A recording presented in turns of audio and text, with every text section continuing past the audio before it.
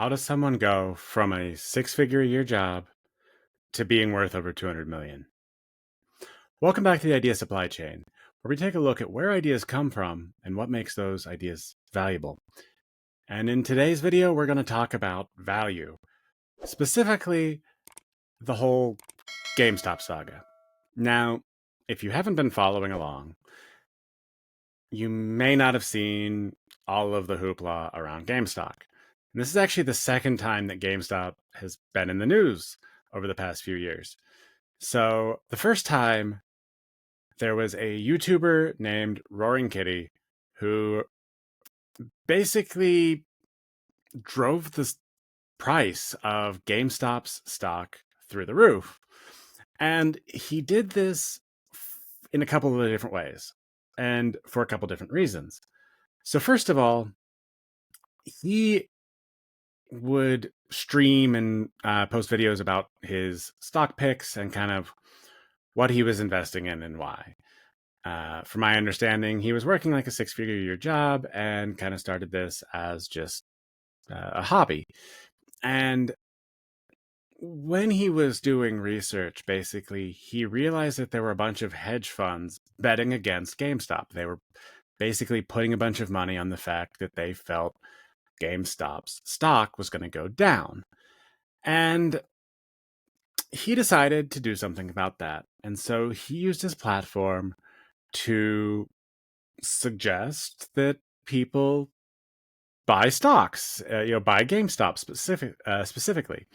And basically, through the wonderfully complicated mechanisms of the US stock market, he and a bunch of other retail investors, so just average investors, individuals using apps like Robinhood, were able to drive the price of GameStop through the roof. And in a very short period of time, he ended up making approximately, I believe, $30 million on this. And so this was a very interesting thing. This was kind of the beginning of the idea of meme stocks. And when you have a meme stock, basically the valuation of the company is in no way related to the actual value of the company. And this is where things get a little weird because it's really difficult to actually value a company using the stock market. If you've watched any of my previous videos on economics, you understand that money is simply highly compressed information, and prices represent what both sides, what information both sides of a transaction have at a current moment. And so this type of situation is actually really interesting from a quantum economics standpoint because it showcases one of the biggest issues with the current economic setup that we have in the US. And that is the fact that there are a lot of processes in place that rely on slow-moving information or hidden information.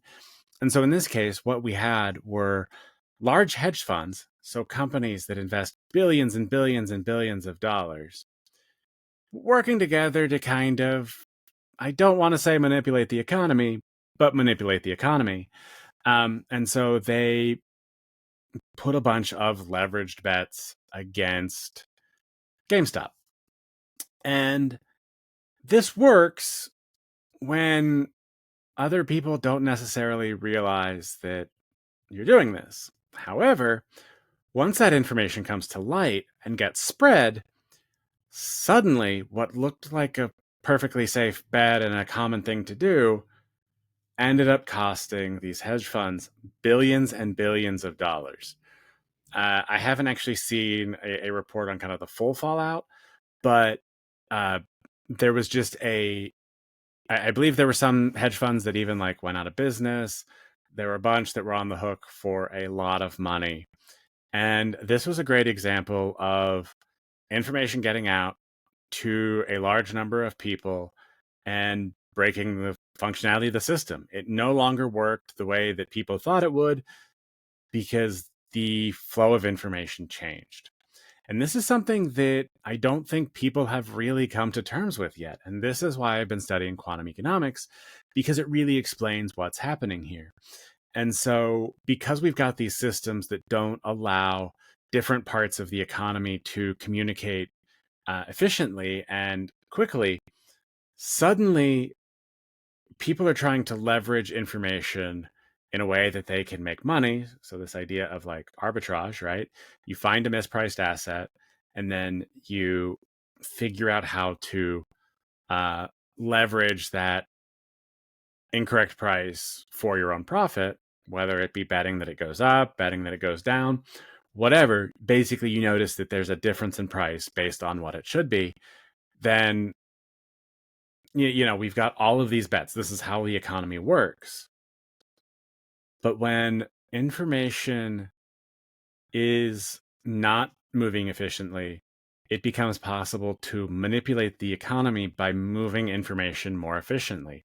And that's exactly what Roaring Kitty did in this case.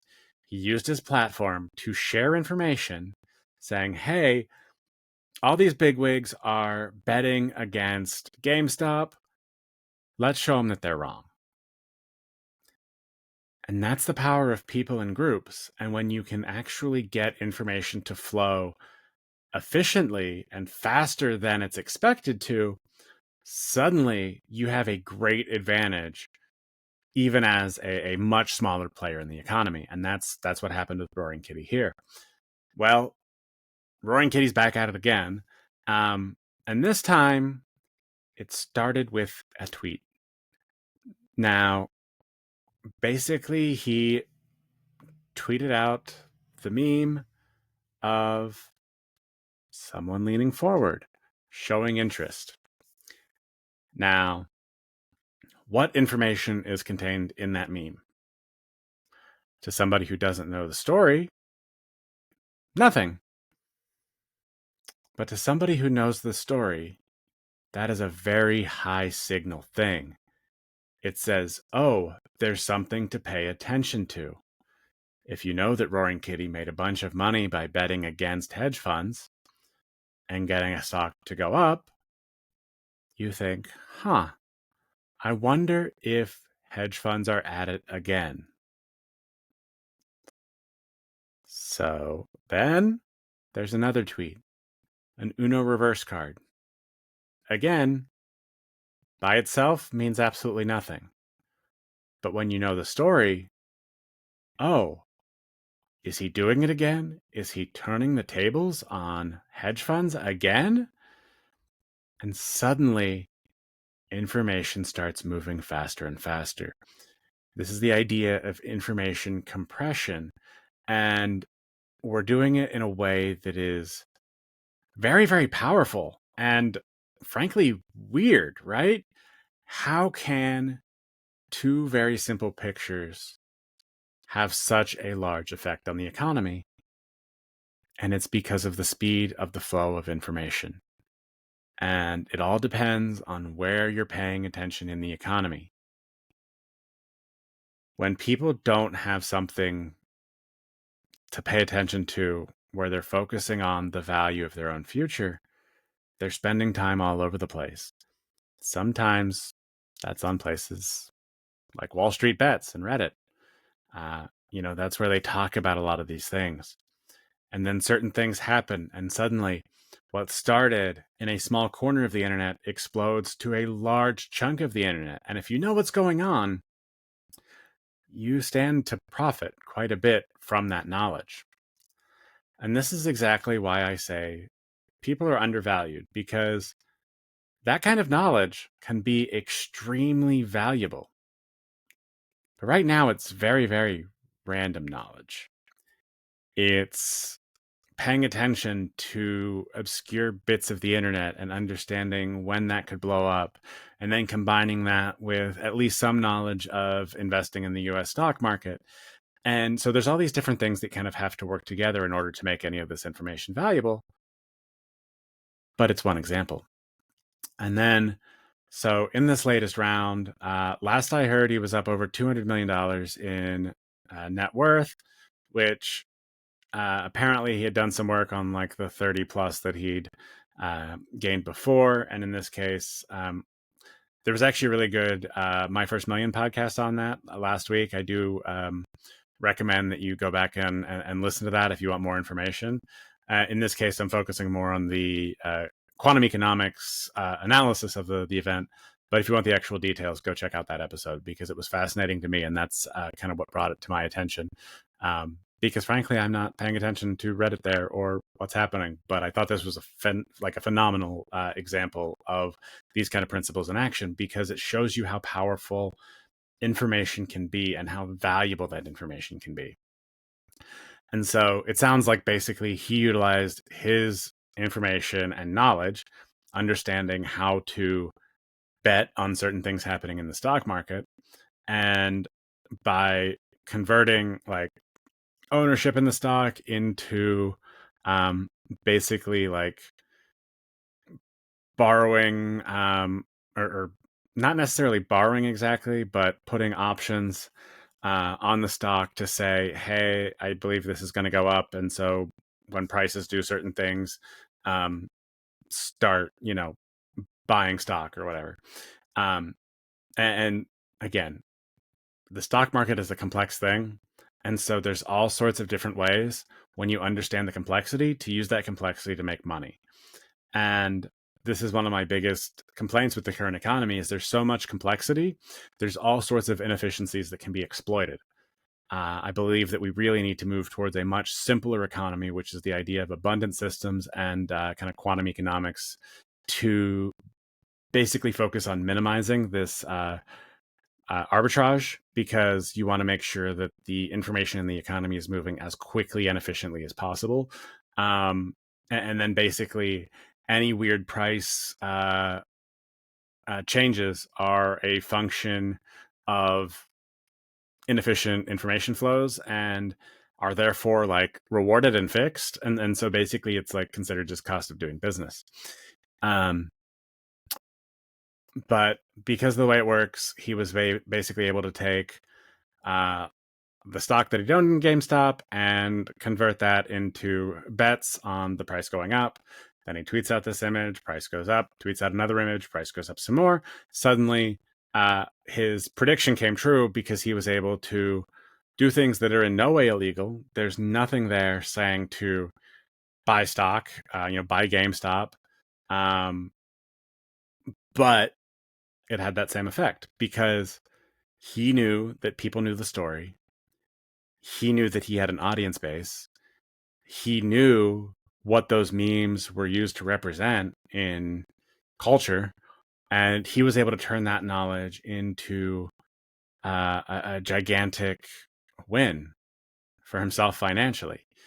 Honestly, it's a masterful move and one that was impressively executed. Like, I admire that.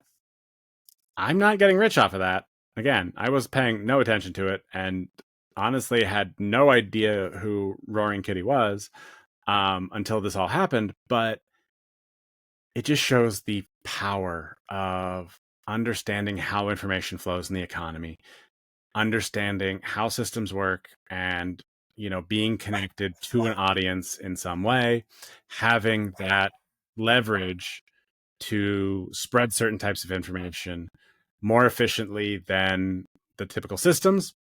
And once you do that, you can really just make a gigantic profit. And, it's insane. Like, I honestly don't think it should be that way, but the reality is that that's how it is. So what we need to do is we really need to get to a place where we understand how to make information flow more efficiently. We need to make prices more accurately represent what things are worth. And once we start understanding how to include the value of information in our prices in a more efficient way, suddenly prices are going to make a lot more sense. They're going to be a lot more stable. And you're going to be able to look at the economy around you and easily understand it. It's not going to be something that you have to spend years and years researching to get a feel for how prices move over time, to see trends that you understand will, indicate that X, Y, and Z are going to happen in the future. Um, no, all of that is overly uh, leveraged, and so that's how things like bubbles happen. That's how we get prices that make absolutely no sense. That's how we get people using FOMO to uh, get people to do things that are not in their own financial interests and then paying the price for it. Well, typically the person who instigated the FOMO ends up walking away much wealthier. That's pump and dump schemes for crypto and all the scams associated with that. Again, it all comes back to using complexity to mask the pricing mechanisms that are part of the economy, and then taking advantage of that complexity for your own benefit. And I'm tired of seeing it because I see people get burnt by it all the time. Um, it's nice to see like the hedge funds getting burnt by it for once. I will say like that's a nice change of pace. Is normally it's the people who can't afford to lose that end up losing it all. Um, but hey, is what it is. But anyway, I thought this was just a really interesting example of quantum economics in action, and showing you how powerful it can be when you actually understand how the flow of information impacts pricing, and um, yeah, how to use that type of thing to your advantage. So uh, I may do more videos on this, more in depth, instead of me just kind of rambling about it as kind of a fascinating case study. So if that's something you're interested in, please let me know. And I'll like put more research into understanding everything and put together like a nice report on um, like what happened and when, a nice timeline maybe to give you that better picture understanding. Um, but yeah, until then, enjoy the craziness that is our current economy. Understand that the way information flows really impacts prices, and go out there and see what's going on with it. Anyway, that's it for today. Thanks for watching, and I'll see you next time.